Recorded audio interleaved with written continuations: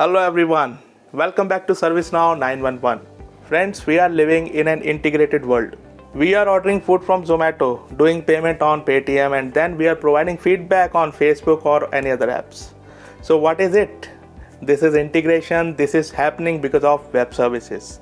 I welcome you to the explanation of web services. So what are web services? These web services are used to communicate between any two applications. So using these web services, it is very easy to communicate between two applications or two or more applications.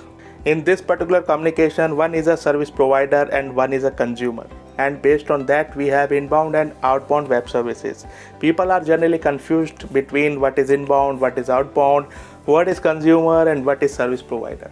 So let me give you a very sweet example. Let's say I want some money.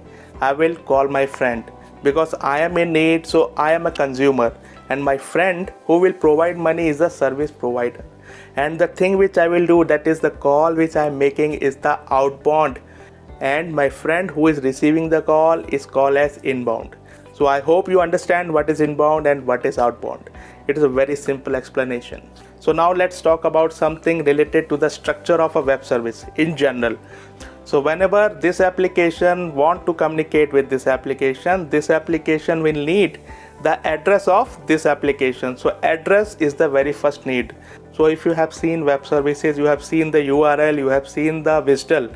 So that is the address. So the second thing is authentication. So this application need to authorize that it is eligible to integrate, to ask something from this application. So once the authentication is successful, then we come the actual request.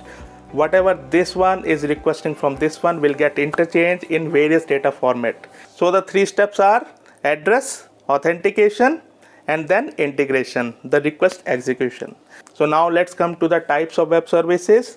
So friends, there are various number of web services available in the market today, but the most prominent one are SOAP and REST. So these are the type of web services. So what actually these SOAP and REST you will understand in different video, and in that video I will explain you the difference as well.